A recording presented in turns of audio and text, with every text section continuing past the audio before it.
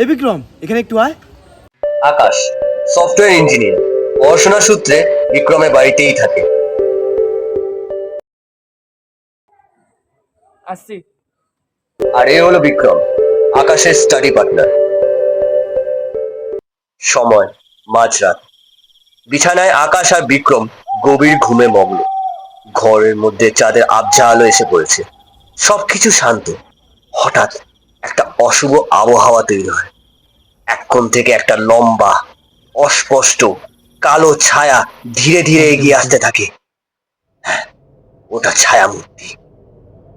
আকাশ ঘুমের মধ্যে ছটফট করতে শুরু করে। তার চোখ খোলা, কিন্তু শরীর পাথরের মতো স্থির। সে আতঙ্কে ছায়া মূর্তিটার দিকে তাকিয়ে আছে। কে কে বলে? আমি নড়তে পারছি না কেন? বিক্রম, বিক্রম, আমার গলা দিয়ে আওয়াজ বেরোচ্ছে না, শরীরটা চলে গেছে। বিক্রম, কি হয়েছে আকাশ? কি হয়েছে ভাই? কোনো দুঃস্বপ্ন দেখেছিস নাকি? না ওটা কোনো দুঃস্বপ্ন না। একজন ছিল, একটা ছায়া মূর্তি আমার বুকের উপর চেয়ে বসছিল। না কিছু বলতে পারছিলাম, না কিছু নড়তে পারছিলাম। দেখ, তুইও তো কোনো দুঃস্বপ্ন দেখেছিস হয়তো, কাজের চাপে। কেউ নেই, দেখ ঘরে কেউ নেই, তুই আর আমি, আর কেউ নেই। না তুই বুঝছিস না, আমি ঘুমাচ্ছিলাম না, আমি জেগেছিলাম। আমার চোখও খোলা ছিল, কিন্তু পুরো শরীর অসাড় হয়ে গেছিল। তুই একটা কাজ কর, আমি জল নিয়ে আসছি, তুই রিল্যাক্স কর, ঠিক আছে? আমি জল নিয়ে আসছি, দাঁড়া, জল নিয়ে আসছি, রিল্যাক্স কর, বস, রিল্যাক্স কর, জল নিয়ে আসছি, দাঁড়া।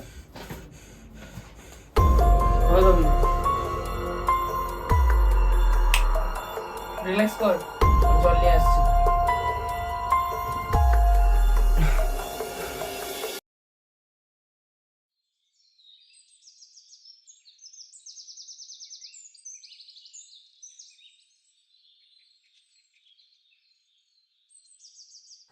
কি রে আকাশ, তোকে খুব চিন্তিত দেখাচ্ছে। কাল রাতে ঘুম টুম হয়নি নাকি? আর ঘুম, কাল রাতে ভয় পেয়েছে, ঘুমের মধ্যে নাকি। আমি ঘুমের মধ্যে ছিলাম না, আমি জেগেই ছিলাম। যাকে বলে বোবাই ধরা, ঠিক সেরকম।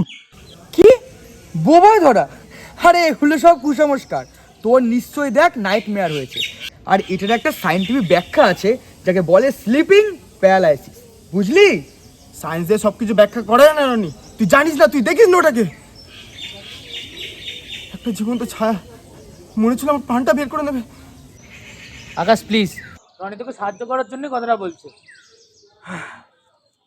দেখ ভাই আকাশ, আমি তোর ভয়টাকে এড়াচ্ছি না, কিন্তু এর একটা সায়েন্টিফিক ব্যাখ্যা আছে।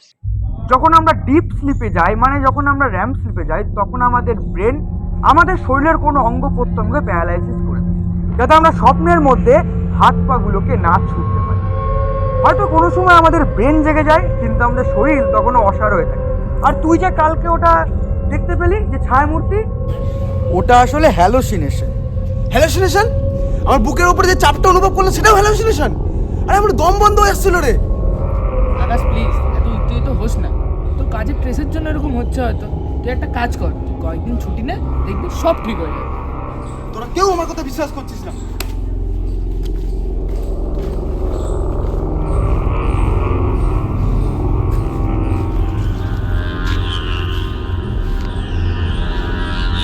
সময় সেই মাঝরাত। আকাশ ঘুমানোর চেষ্টা করছে, কিন্তু পারছে না। সে বারবার এপাশ ওপাশ করছে। আকাশ ভয়ে ভয়ে ঘরের কোণগুলোর দিকে তাকাচ্ছে।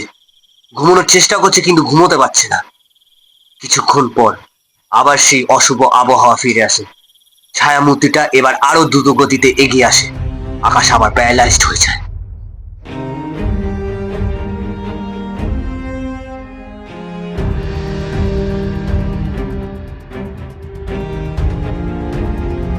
এবার ছায়ামূর্তিটা একটা চাপা বিকৃত স্বরে ফিসফিস করে বলে, এটা আসলে কোনো স্বপ্ন না, এটা ভয়ঙ্কর মূর্তি।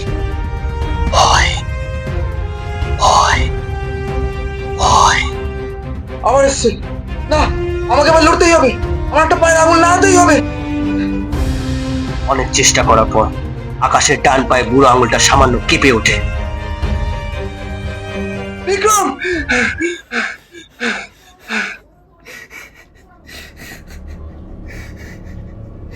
বিক্রম, কি হচ্ছে ভাই? আবার আমি পেরেছি, আমি পেরেছি ওই ছায়ার মধ্যে থেকে হারাতে। আমি পেরেছি। ঠিক আছে। ঠিক আছে, কাঁদিস না।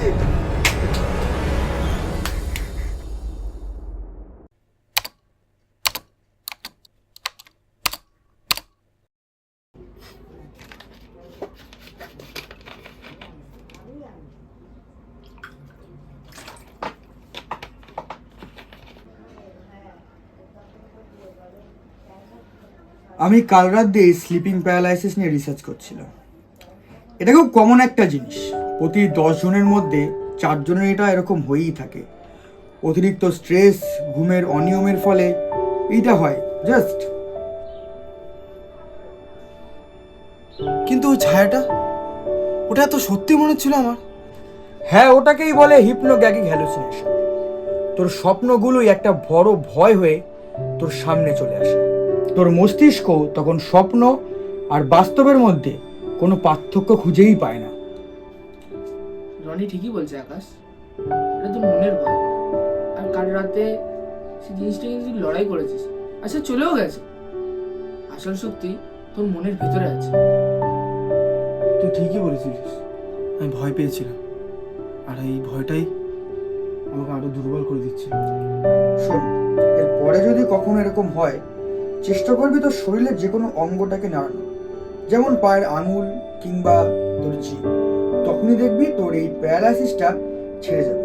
আর সব থেকে মেন জিনিস কি, টাইম মতন ঘুমানো, ঠিকঠাক করে খাওয়া দাওয়া, আর কিন্তু স্ট্রেসটাকে একেবারে কমানো।